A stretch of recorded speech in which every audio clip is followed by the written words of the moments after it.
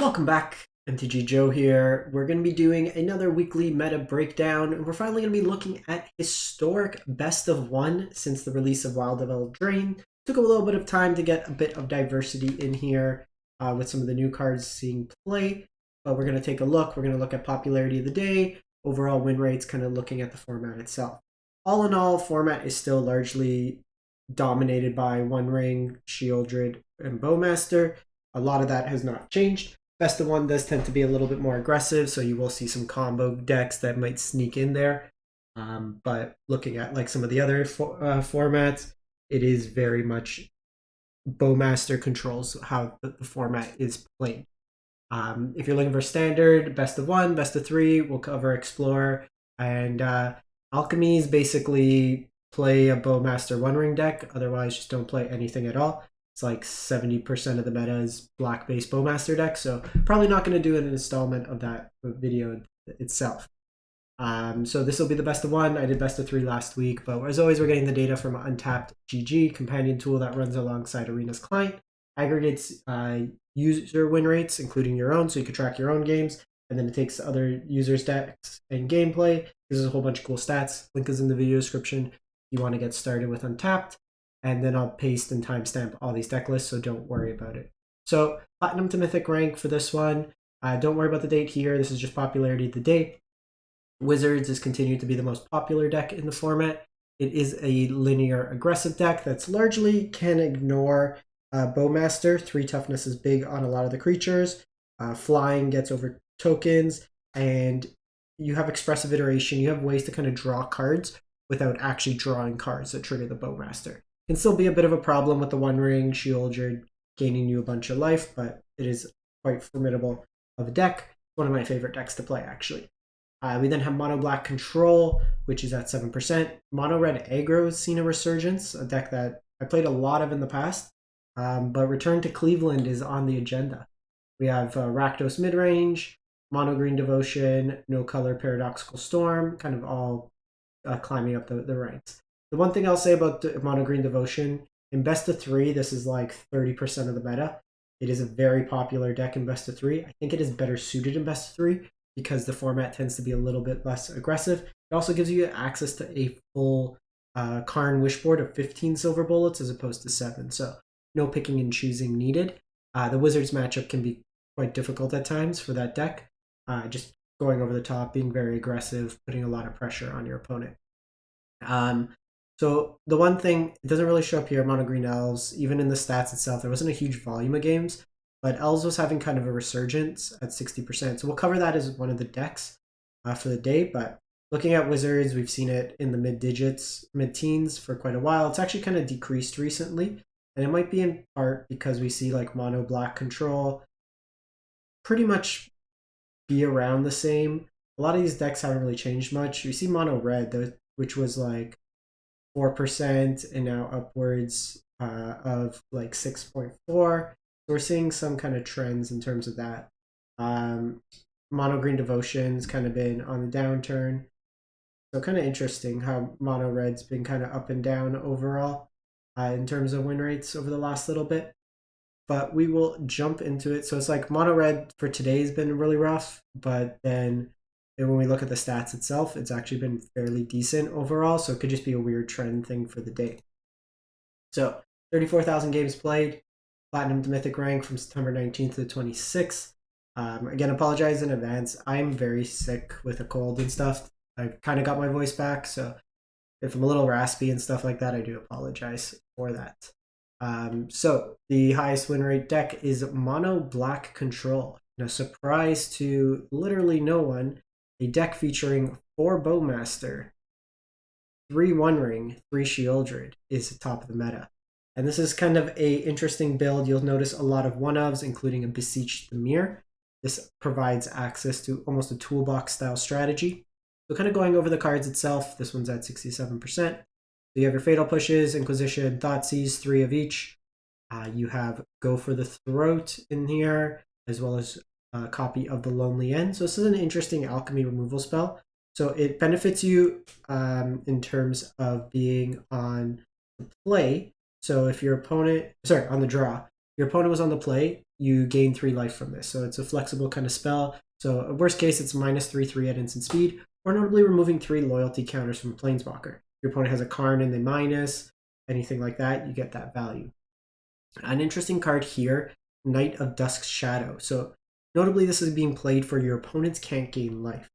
So with this card here, if your opponent in Dimir is trying to use the Sheoldred One Ring, well, they're not gaining life. So you can kind of drain them out that way there.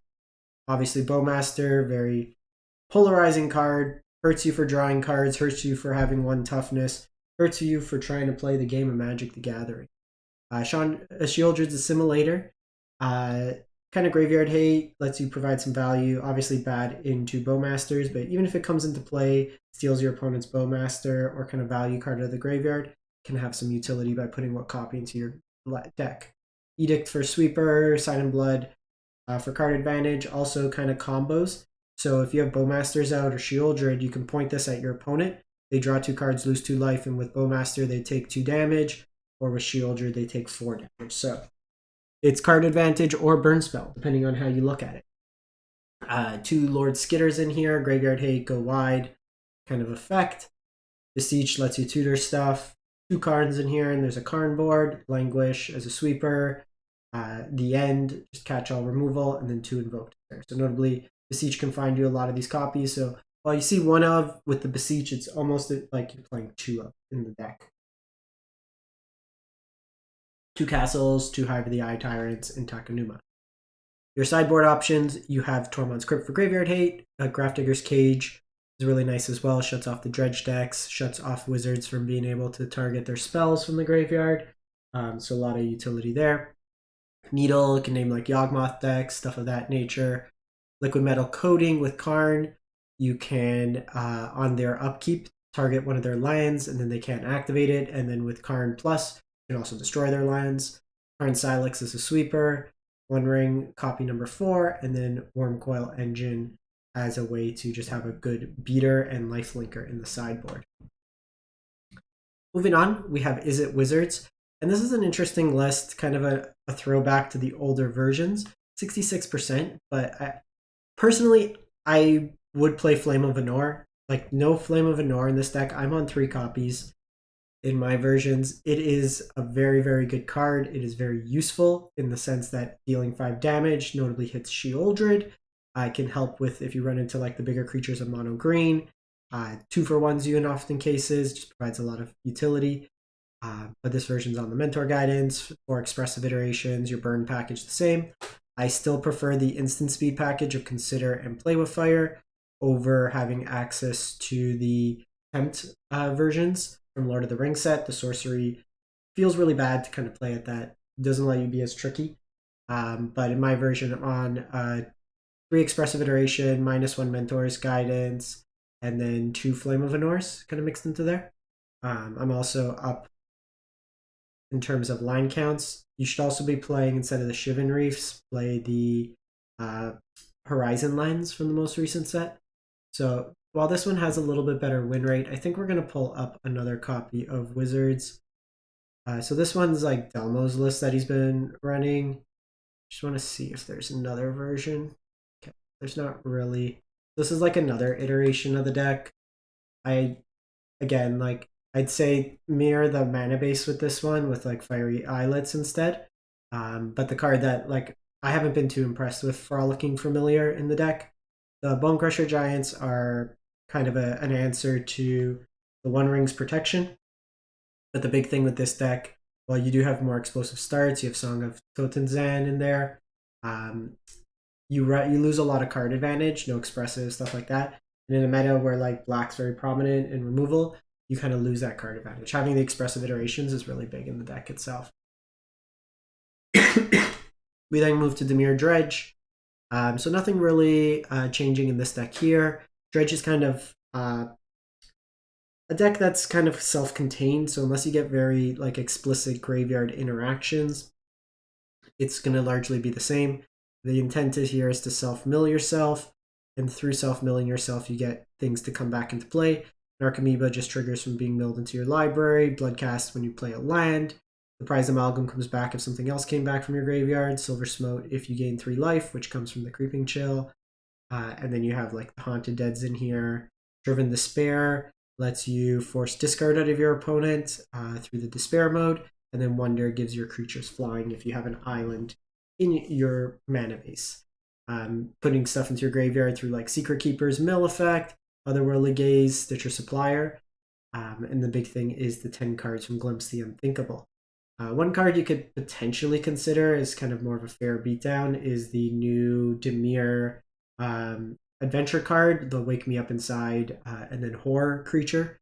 Could be something you could try out in here in some numbers, maybe over the Haunted Dead, just to give you some more kind of bigger attackers in a way. Moving to mono red, so we saw like for the day it's had a pretty terrible win rate at 51%, but it's at 64 kind of overall, and nothing really has changed with this. One thing I've been trying and explore is having access to Monstrous Rage as kind of a fair game plan with the Annex. So Monstrous Rage and Annex is basically a pseudo Ember Cleave. While not giving you double strike, the trample oftentimes could be quite impactful from Annex.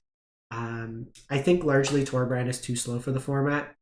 There's a lot of cheap ways for like Revolt and stuff like that. It gets chumped by tokens. I think you could be off the Torbrands. Play some copies of Monstrous Rage. You may want either like Lelia. I do like access to the Ferocidons. You might want just like another 2-drop is something you could try out in there. Scoundrels would be something interesting, but the Charming Scoundrels being 1 toughness is a little rough in this format. You can do Kari Zev, 2 of, just giving you the Ragavan token could be meaningful as well. There's a couple options you can try out in that space. The mana base looks pretty clean. 23 lands is an appropriate amount of lands to be playing this type of archetype. Don't skimp, you're going to heavier curves. You do need to hit your land drops. Missing your 3rd land drop is quite impactful in this deck. You then go to Golgari Yawgmoth. So again, this is a deck that's very powerful in best of 3, probably one of the best decks, but very redundant deck. So the combination of Yawgmoth and then either a copy of Hapatra or 2 Young Wolves lets you infinitely loop the Young Wolves by putting -1/1 counters to reset the Undying trigger. Combine that with a drain effect like Zulaport Cutthroat. Sometimes you'll see Blood Artist or just a way to gain life. You can effectively draw through your deck. Then, by getting enough creatures out, especially with Hapatra, you can Court of Calling to find your missing piece without having actual mana. Between Court of Calling and Eldritch Evolution, you have 6 ways to also tutor up Yawgmoth, in addition to Shieldred Wandering shenanigans as well. So, sorry. This deck is really a pain to deal with, very punishing to heavy creature-based strategies.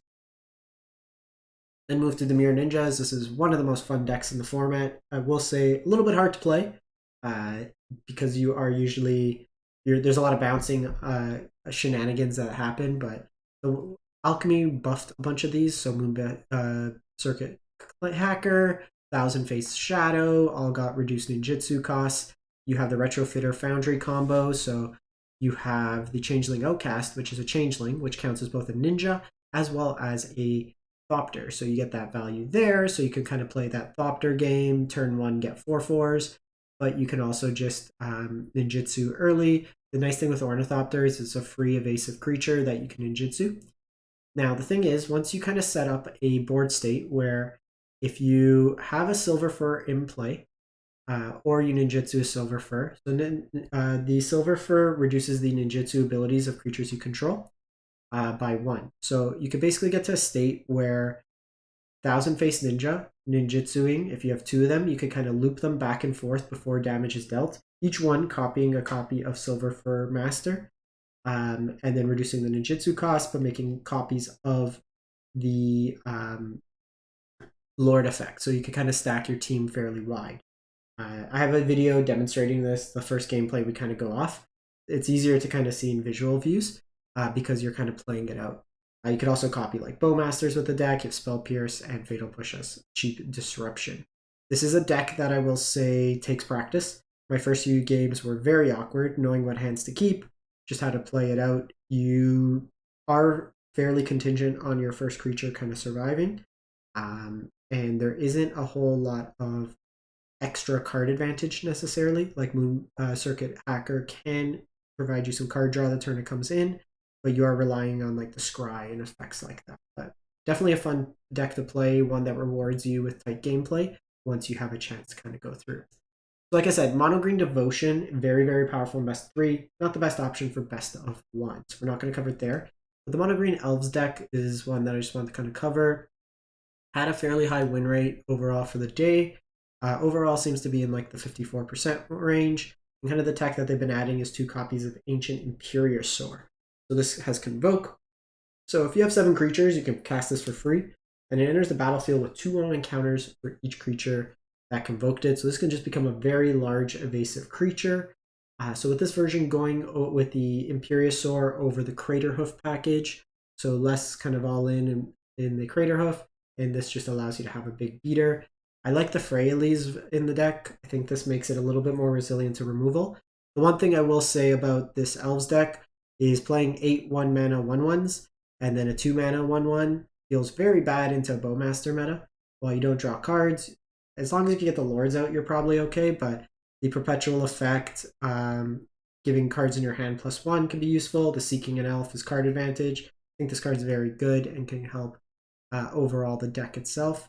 But interesting if you like kind of creature-based combos, you can go with that. There's also the Golgari Elf Shaman of the Pack that drains equal to the number of elves you control. You can potentially experiment with going with a higher density of like Golgari cards, or just playing like Collected Company and playing Golgari lands to kind of play that. Play some Porta Callings in there. But this version tends to be a little bit more aggressively slanted. I think with the Allosaurus Shepherd, you don't need Shaman in the pack as much because your payoff is having Shepherd and Elvish Archdruid to generate a whole ton of mana with the deck itself. So that is it for the week. Let me know what you think, what you've been playing, what you've been enjoying. Again, apologize for the raspy voice, couple coughs, but just trying to shake this thing off. We'll be back with more content next week. Thanks for watching, everyone. Hope you have a great one. Stay safe out there.